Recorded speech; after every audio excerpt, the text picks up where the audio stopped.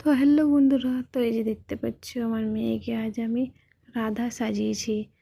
তো তোমরা কমেন্ট করো আমার মেয়েকে কেমন লাগছে দেখতে।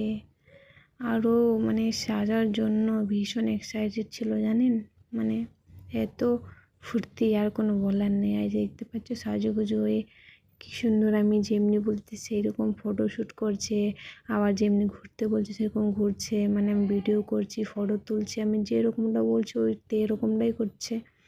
তো দেখতে পাচ্ছ মানে কতটা এখন থেকে মানে এক্সাইটেড সাজাগুজুর জন্য।